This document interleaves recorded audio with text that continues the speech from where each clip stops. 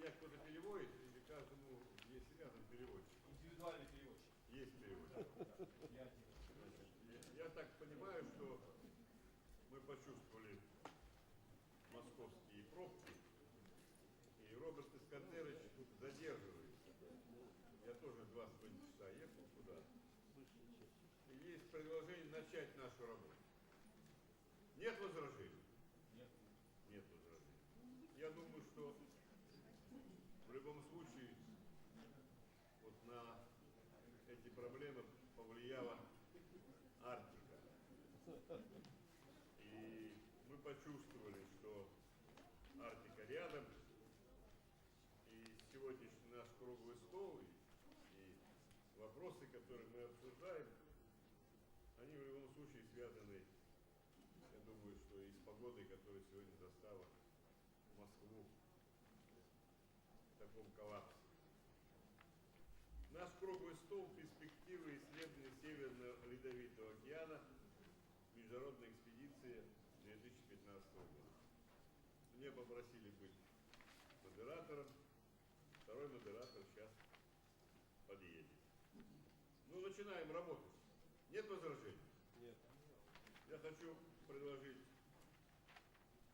выступить, и все, кто хочет принимать и выступить в какой-то тематике, пожалуйста, подавайте мне предложение к нам сюда, и мы в рабочем порядке в течение 2 часов, я думаю, закончим наш круглый стол или раньше, как получится. Гедеон Хендерсон, он расскажет нам о программе геотрассеры. Пожалуйста. Вы, да? Пожалуйста. Русский у вас?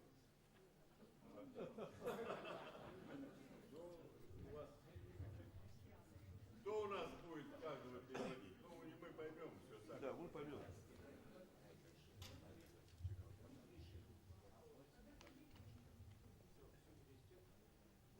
Может быть, рядом кто-то с ним... Давайте рядом встаньте кто-то с ним из переводчиков. Может, ему и переведете.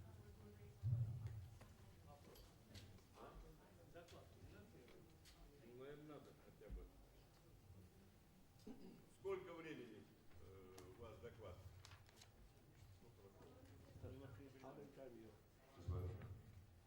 Hello, ladies and gentlemen. Thank you, Mr. Chilganov, for your welcome. I'm Gideon Henderson. I'm one of the 2 co-chairs of the International Geotraces Program, along with Ed Boyle, who's in the audience as well, who recently replaced Bob Anderson, both from the United States. I come from the University of Oxford, and I'm going to introduce to you today the basic idea behind the International Geotraces Program. This is a program which aims to study the marine biogeochemical cycles of trace elements and isotopes. It's a global program, so I want to start, next slide please. I want to start with a global image. This picture which shows the life on Earth.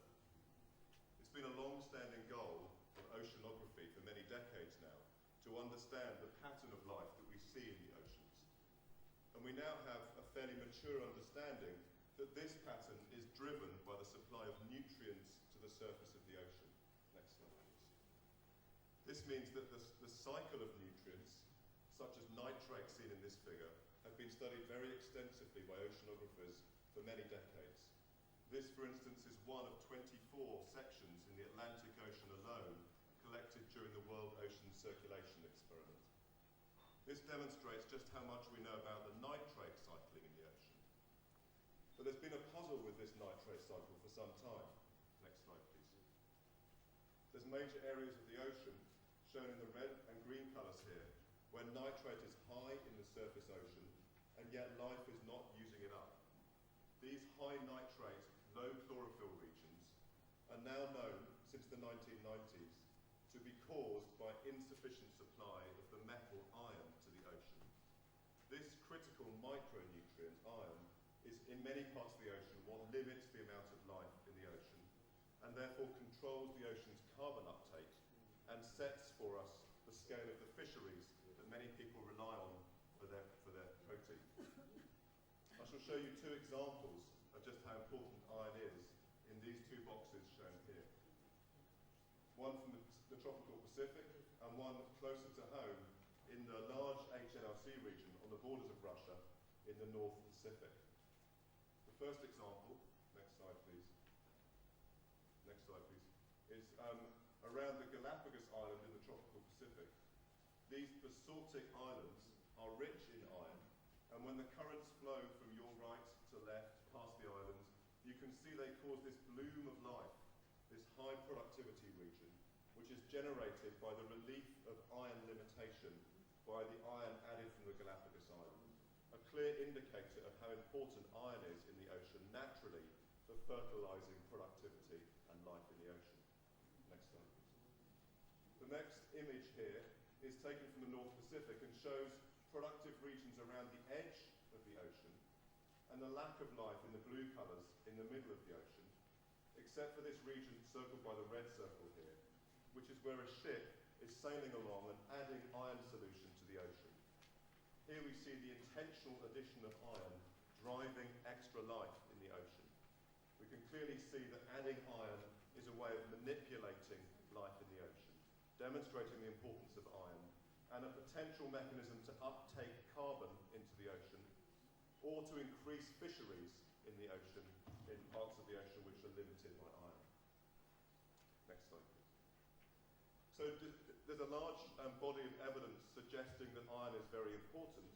You might therefore expect that we understand it to the same level that we understand nitrate. In fact, that's very far from the truth. This image shows for you all of the available iron data in the deep ocean.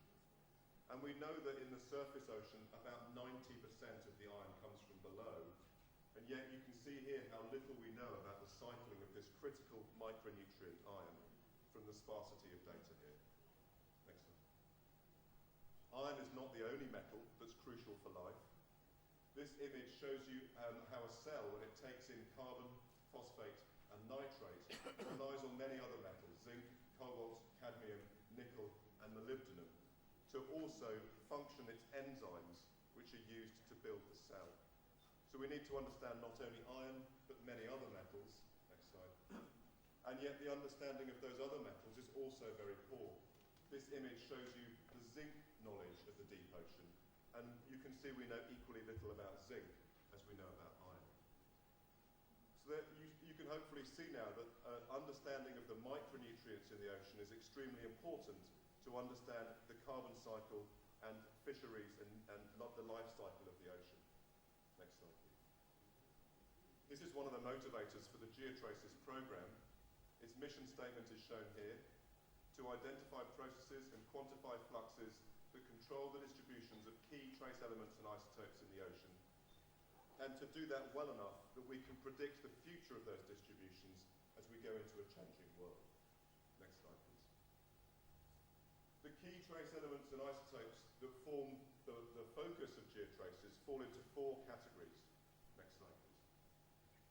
Those micronutrients, which I've used to introduce my talk, are one of those categories. The second category are those isotopes and elements which we can use to trace processes in the modern ocean. Processes such as the cycling of carbon or of ocean circulation. The third category are chemical species that we use to look into the past and understand how climate has changed. The past is our archive to understand the possible role of climate and the possible functioning of climate, and in many cases we use geochemical proxies to understand how climate has functioned in the past. And a fourth category of trace elements and isotopes that GeoTraces wishes to study are the contaminants in the present and future ocean. And I'll just use one other example to illustrate this one on the next slide, please. Next slide, please. There are many contaminants that we know are now increasing in the ocean, shown up here, including lead, which comes from gasoline and smelting, mercury, which is seeing increasing use in green technologies, tin, copper, and other elements which are used in anti-fouling on ships, radionuclides from nuclear industries, and many metals that come from diverse industries. These are increasing in concentration and impacting marine ecosystems and fisheries and potentially human health, and therefore are important to understand in the ocean. Let me go back here. This image here shows an oil rig in the North Sea which stimulated debate about just this issue. The oil company Shell suggested dumping this into the deep ocean, releasing significant trace metals as it did so. But whether this was a safe practice or not could not be properly judged because of the lack of information about metal cycling in the ocean. Next slide. So I think there are abundant reasons why we need to study trace metals of the oceans much more thoroughly than we have so far. And it's also very timely to do so. There are substantial interdisciplinary benefits from getting disciplinary understanding of trace metal cycles, benefits in marine biology, fisheries, physical oceanography, and many other branches of oceanographic knowledge. It's 30 years now since the last major marine geochemistry program, and in that time we've significantly improved our ability to sample the ocean cleanly, to make measurements on those samples, and to model the resulting data to improve our understanding. So we're poised now to have a revolution in understanding of trace metal cycles, including the micronutrients and the contaminants that I've shown on previous slides. Thank you. Geotraces then, and the goal of geotraces is to gather that understanding, and particularly to understand how trace metals interact with the ocean at the four major interfaces: the atmosphere, the continents, sediments, and the ocean crust. How metals are added and taken away at those interfaces, and how they are cycled within the ocean by biological uptake and scavenging, regeneration, burial, and ocean mixing and circulation. Those are the goals of geotraces, to understand these processes and at these boundaries. Next slide, please. Geotraces will reach these goals using these techniques. Central to the program will be a series of long ocean sections that cross important chemical gradients in all of the ocean basins and map trace elements and isotope distributions and processes. These central portions of the program will be added to by a number of process studies to understand time-varying or local processes, particularly around the ocean margins. This data will be linked to time series information from other programs, such as repeat hydrography, aerosol sampling, and satellite data. And geotraces also recognises the efficiency and the importance of measuring many different trace elements and isotopes in the same setting. The behaviour of one isotope or element often helps us to understand the cycling of another and maximises the reward from geotraces science. Next slide, please. This image shows you the extent of ocean sections, the long ocean sections central to the program, that are planned in the geotraces program. These lines were drawn on this map through a series of international workshops and significant international discussion involving some 35 different nations. In yellow on here are the sections that have been completed since 2010, when geotraces launched a few moments. So, can you go back a second? This image, I think, shows you how geotraces is a global program seeking to cover the whole ocean. It shows you how we've made significant advances already in the year since it started, but also that there is still much to do to complete the program, and that there's much to do, in particular, in the waters around Russia, in the North Pacific, and in the Arctic. Кто-то давайте мы хоть, что я говорю, чтобы кто-то переводил. Есть? Ну каждому ему никто не переводит. Ну конечно, давайте кто-то, ну что. Лучше для всех переводить, чем каждому сидеть рядом. Понимаете? Лучше меняться переводчиком. Международная программа. Мы 3 дня ее обсуждали. И я думаю, что академик Нигматуллин, он должен эту тему вести. Я экспедиционную деятельность, он все-таки программу. Ну вот мы, предложение есть приступить к обсуждению после второго доклада. Academician Nigmatullin have to discuss about scientific part of the program. At the same time, academician Chelengarov more interested about logistic part, expeditional part of this program. And academician Chelengarov proposed to discuss about some aspects of Russian participation in this program after the second presentation. Thank you. Тогда я представляю слово Мичель ван дер Лёфу для его доклада. Пожалуйста. хотят. So, Если хотите работать в Арктике, надо учить русский язык. It's a good idea. so my name is Rutgers van der Loef. I'm working at the Alpha Wegener Institute for Polar and Marine Research. Is it on? Sounds Включите. watchful. Окей, окей. Is this better? Да, Okay. да, да. So I'm working at the Alpha Wegener Institute for Polar and Marine Research in Bremerhaven in Germany. And I would like to present you our plans for a coordinated international program of geotraces in the Arctic. Next slide. When you go to the website that Gideon has just shown you, you can find this picture, this map of the Arctic. And it shows at first in black lines, next please, the tracks that have been finished, like you said, already during the International Polar Year in 2007 to 2009. The first one was the expedition in 2007 with Polarstern, Dutch-German expedition. And so with that expedition, we could cross the major basin, so the Eurasian basin, come into the Canada basin, and then up to the Laptev Sea. And then the next expedition was Russian-Swedish expedition on Yakov Smirnitsky in 2008, which studied the Russian shelf waters. And then the next one was in 2009. It was a very short expedition, but in these 2 weeks they were able to make a transect of the Canadian shelf down to the Canadian basin, and they also measured all the geotraces key parameters.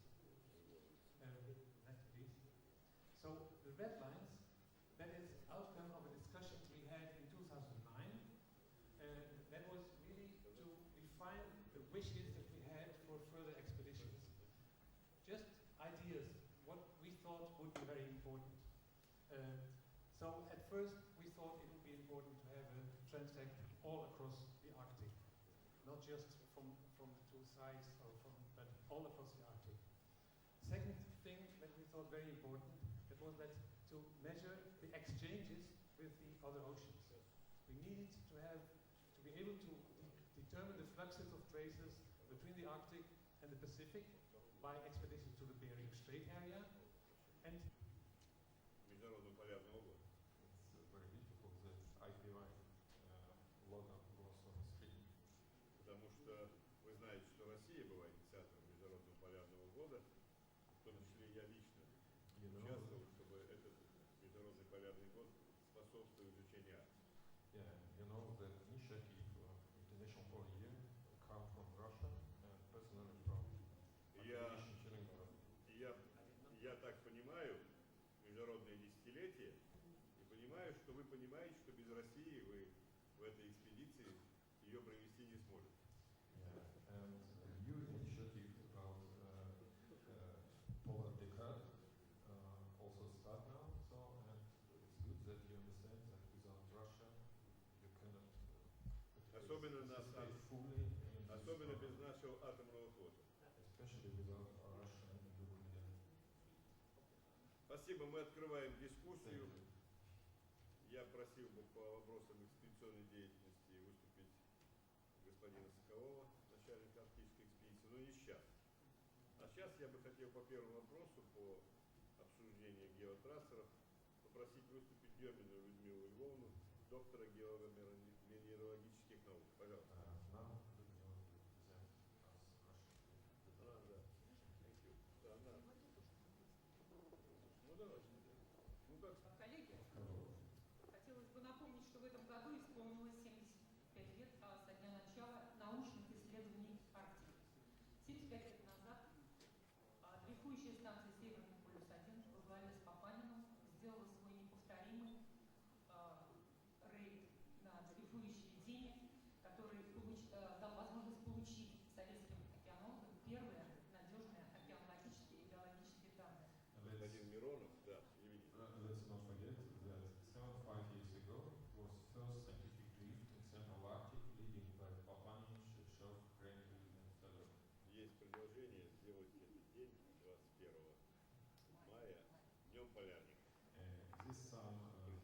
proposal for Russian polarmen to have the start of this expedition like Polarman Day. It will be 21 of the May. Исследование, которое является главным объектом программы, международной программы, глобальной, я бы подчеркнула, программы Geotraces, это микроэлементы, их изотопы. Что под этим понимается? Хотела бы пояснить. Это в первую очередь. Geotracers program includes determination of isotope and microelement, and now we will explain what it means. Это элементы, которые в первую очередь тяжелый металл, в том числе такие токсичные, как суть, свинец, мышьяк, кадмий. So-called heavy metal. Our colleague specialist just in this field, so not all words I will translate. In general.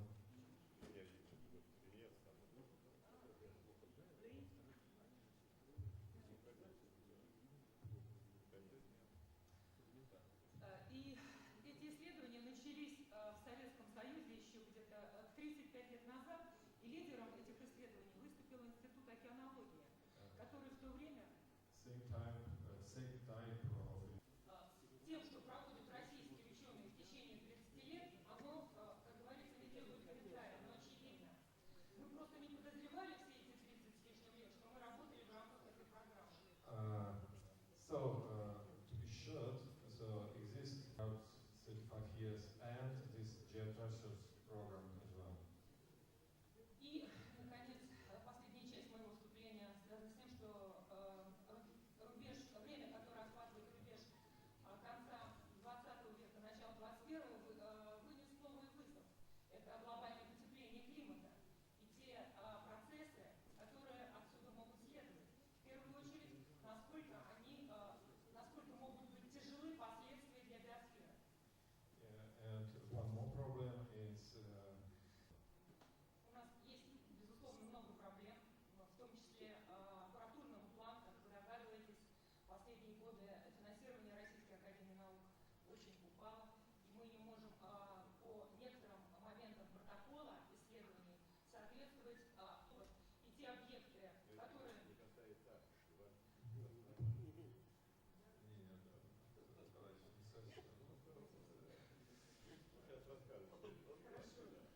Хорошо.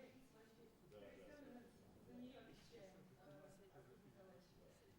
Так вот, мы надеемся, участвуя в этой программе, оставаться на должном уровне аналитических измерений и in the right year to participate fully in this program. Спасибо за внимание. Thank you for your attention. Спасибо, Людмила Львовна. Я хочу представить модератора, друга и коллегу, директора Института океанографии и климатургии академика Российской академии наук. Он океанолог. Я уже говорил, в связи с происком арктических циклонов, вовремя мы обсуждаем эту тему. Вы не уходите, товарищ начальник. Я хочу сказать, что институт Росгидромета, который в силу своей ответственности координирует, выполняет комплексные исследования в арктическом регионе. Хорошо, значит, дальше. Я хочу вам классы, которые самостоятельно могут оперировать на всей акватории Северного Ледовитого океана, включая высокие широты. Это академик Трешников и академик Федоров. Всем второй хорошо известен, он активно участвовал в период Международного полярного года и выполнил обширные исследования высоких широт на акватории арктического бассейна и окраинных арктических морей. Значит, более сильно оснащена группа научно-исследовательских судов, которые частично, о которых я сказал, находятся в Санкт-Петербурге, 3 научно-исследовательских и экспедиционных судна в настоящее время сосредоточены в Архангельске. Это научно-экспедиционное судно академик Михаил Стомов, профессор Молчанов и Иван Петров. Значит, это два последних океанографические специализированные суда. Здесь присутствует